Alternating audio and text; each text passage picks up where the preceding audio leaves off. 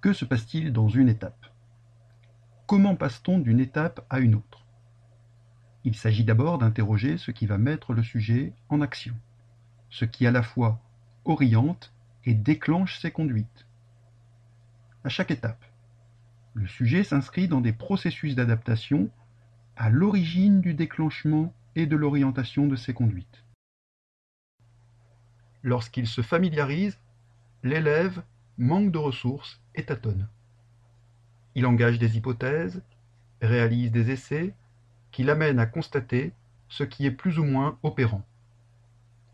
Il aboutit alors à un premier niveau de généralisation empirique. Le maître propose des tâches, accompagne le cheminement de l'élève, favorise les questionnements.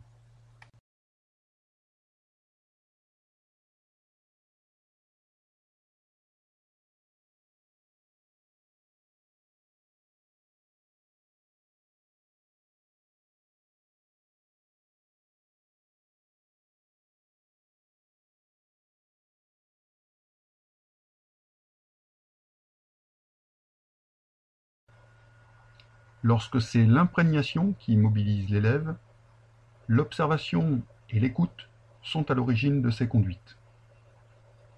Il conviendra alors de répéter, d'imiter pour automatiser et rendre les ressources de plus en plus efficaces.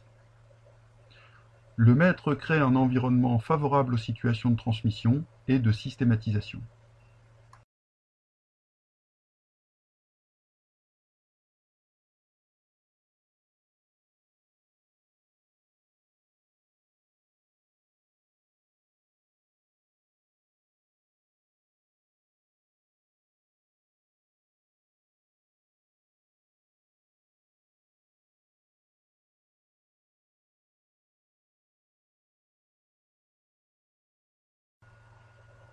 Quand le processus d'intégration domine, la mobilisation et la combinaison des ressources déjà disponibles devient centrale. Les tâches impliquent des transferts dans des contextes inhabituels, dans un champ déjà investi. Le maître favorise les ponts, les liens entre les ressources à convoquer et les tâches, et également entre les tâches elles-mêmes, ce que les anglo-saxons nomment le bridging. Il aide alors l'élève à retracer les contours d'une famille de situations, tout en se montrant de moins en moins présent. Il vise l'émancipation technico-fonctionnelle des sujets.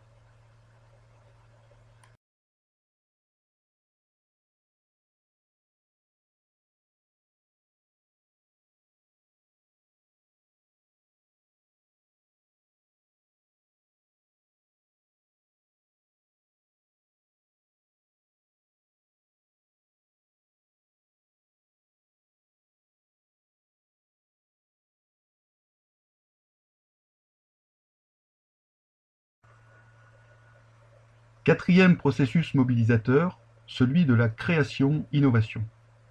Les tâches engagent l'inventivité, l'acceptation de l'inconnu et requièrent un haut niveau de valorisation des erreurs comme vecteur de progrès.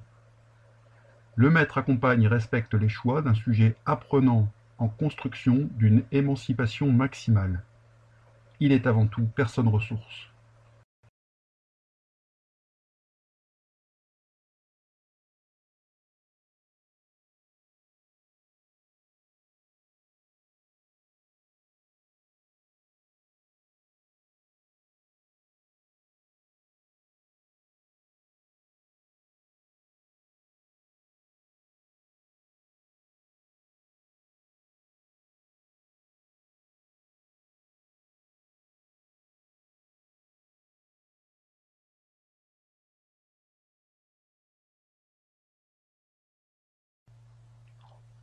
Si un processus domine à chaque étape, chaque parcours est différent, et chacun investira plus ou moins les autres processus à une même étape.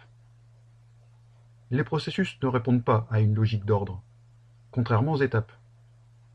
Mais que se passe-t-il à l'intérieur d'un processus? Pour le savoir, nous explorerons à une plus petite échelle le modèle fractal du curriculum conatif. Mais avant cela, visionnons la schématisation des processus prévalents aux étapes contextuelles et d'expertise.